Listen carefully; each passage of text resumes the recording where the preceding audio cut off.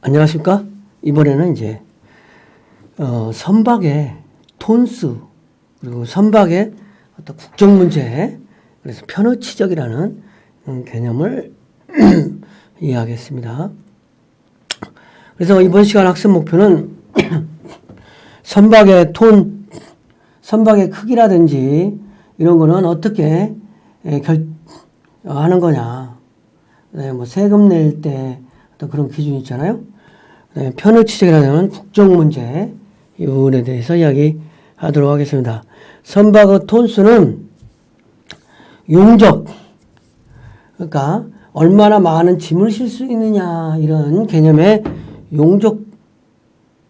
용적톤, 그 다음에 중량톤, 배수톤수, 용적톤은 총톤수, 순톤수, 재화 용적톤수, 이런 개념이 있는 거죠. 그래서 용적톤은 총톤수, 순톤수, 재화 용적톤수, 이런 게 있고, 중량톤은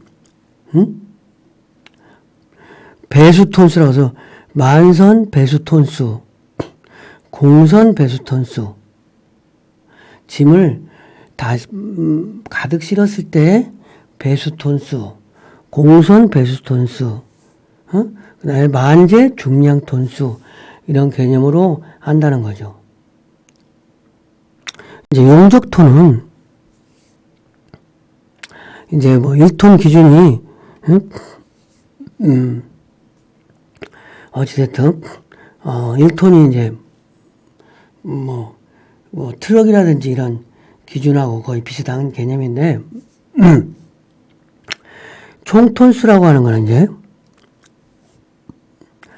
총톤수는 갑판 아래에 정량과 갑판 위에 밀폐된 장소의 합에서 선박의 안전과 이색에 사용되는 정량을 제외한 것을 톤수로 환산한 겁니다. 조금 어려운 얘기죠.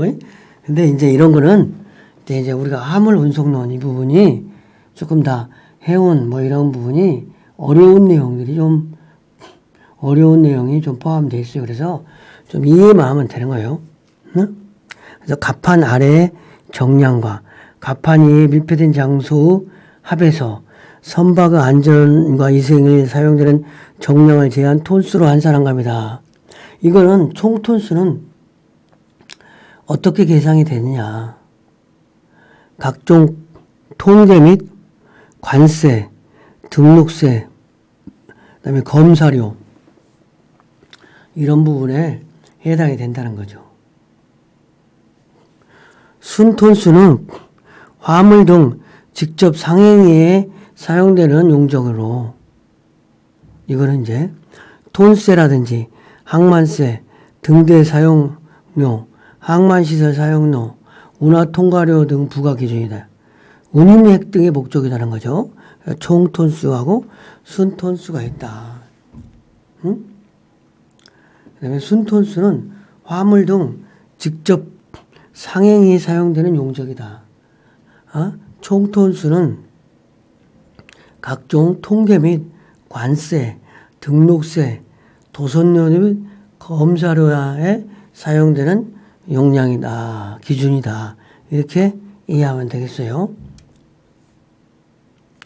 그리고 이제 중량톤은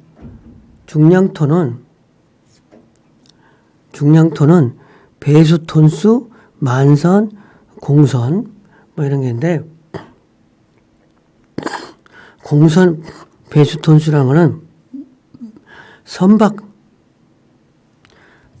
선박만 얼마나,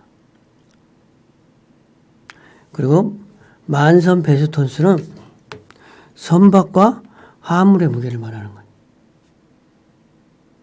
그죠? 그러니까 만선 배수, 공선 배수톤수라고 하는 거는 수면의 부분의 용적, 그리고 완성된 군함의 크기 규정이다. 만재 중량통수는 적재물의 최대 허용 중량이다.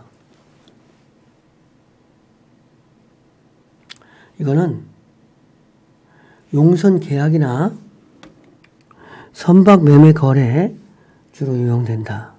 용선 계약이나 선박 매매 거래에 이제 뭐 거래할 때 사용되는 것이다. 선급제도라는 거예요. 선급제도. 선박의 선급제도는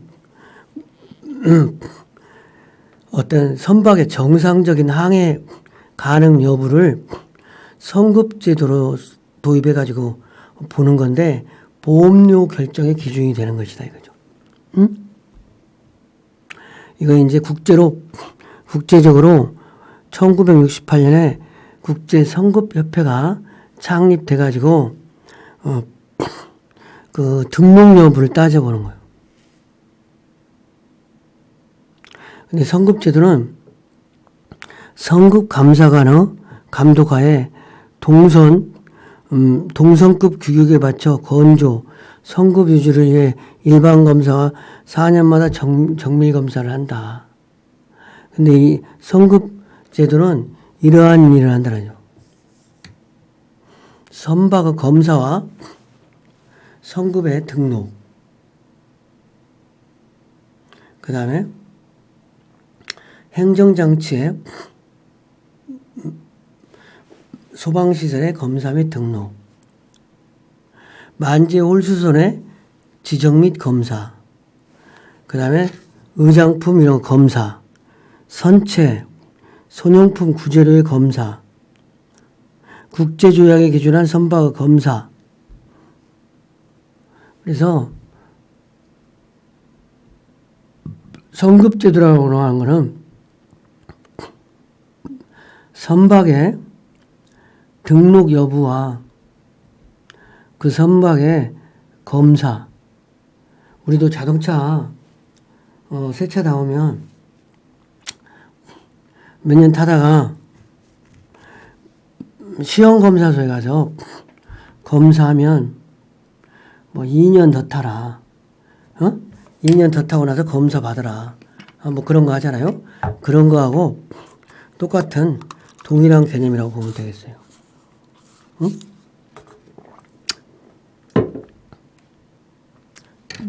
편의치적. 편의치적은 뭐냐면 선박은 이 국가 저 국가를 상대로 해서 영업을 하니까 세금을 조금 내는 국가 소속이면 더욱 좋겠죠. 그런 걸 때문에 편의치적이라는 거가 생겼다는 거죠. 선주가 배 주인이 속해 있는 국가의 엄격한 요구 조건과 의무를 피하기 위해 선주가 속해 있는 국가가 아닌 조세도피국, 세금을 절세할 수 있는 국적을 취득해야 하는 거죠. 선박이. 선박의 소속이 우리나라 선박이지만 세금을 덜 낼 수 있는 국가의 소속으로 선박을 취득하는 거. 이거를 편의치적이라고 한다. 근데 세금을 덜 내는 국가가 어디가 있냐. 파나마나 리베리카, 키프러스, 바하마, 버뮤다 이런 데는 세금이 적으니까 많은 배들이 여기 국가 소속으로 해놓는다는 거죠. 그러면 세금을 덜 내니까 좋은 거지. 편의치적의 이유는 뭐냐. 운항상의 원가 절감이네. 그리고 세제상의 혜택, 운항상의 이익이 있다는 거죠. 그리고 국가가 선원 공급을 할 때 어떤 선택폭이 확대된다. 그래서 장점은 뭐냐. 낮은 세금, 편의치적 구구의 세금 부과 항목, 이런 연간 톤세 이런 것들이 좀 낮다라는 거죠. 그리고 금융상의 이점도 있을 수 있다. 그 다음에 선원의 비유, 임금이 낮을 수 있다. 우리나라는 최저시급이 있어서 최저시급을 줘야 되잖아요. 그리고 이제 국가 간에 간섭이 없는 거죠. 국가 간에. 그 다음에 정치적인 이유로 국적을 또 은폐하기 위해서도 편의치적을 한다는 거죠. 편의치적은 그런 의미에서 한다는 거죠. 근데 편의치적에 단점이 있을 수 있는 거죠. 자국의 지원이라든지 특권을 포기하는 거지.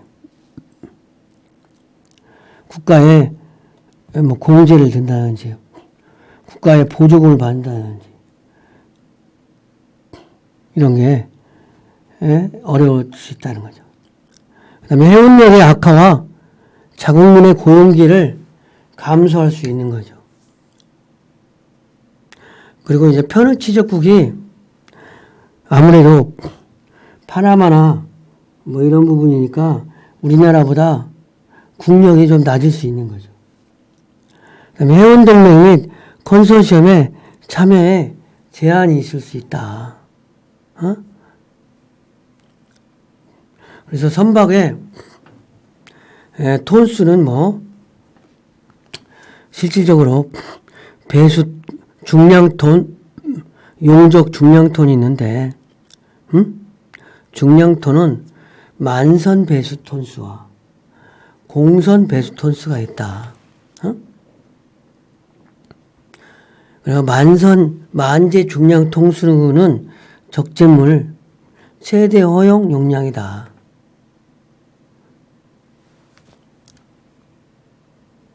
선급제도는 선박의 등록 여부, 검사 이런 거를 하는 것이다. 편의치적은 학습 정리로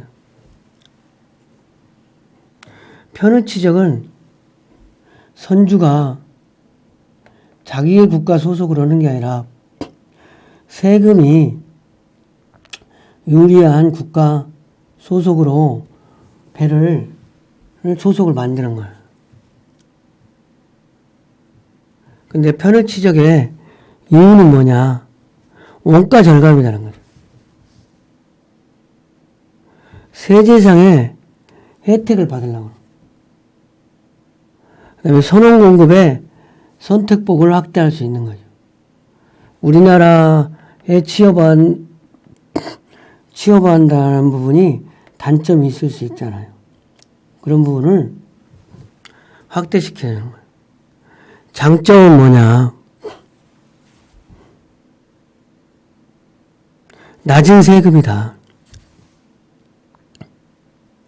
편의치적국에 세금 부과 항목이 있는데 이걸 낮게 책정해 줄 수 있다는 거죠. 금융상의 이점도 있는 거예요. 선원 고용의 유연성이 있다. 국가의 간섭이 없다. 그다음에 정치적인 이유로 인한 국적을 은폐할 수도 있다. 이게 장점만 있는 게 아니라 조세를 도피하기 위해서 선박의 국적만 옮기는 거니까 자국의 지원 및 특권을 포기하는 게 있어요. 우리나라에 공제, 운항 보조금, 이런 부분. 그 다음에 우리나라 선박들이 다 애국 소속으로 되면 해운력이 약화되고 고용기회가 감소될 수 있다는 거죠. 그리고 특히 편의치적국의 낮은 국력이 문제가 될 수 있다. 그 다음에 해운동맹 및 컨소시엄의 어떤 참여하는데 제한이 있을 수 있다는 거죠. 이번 시간 강의를 마치겠습니다.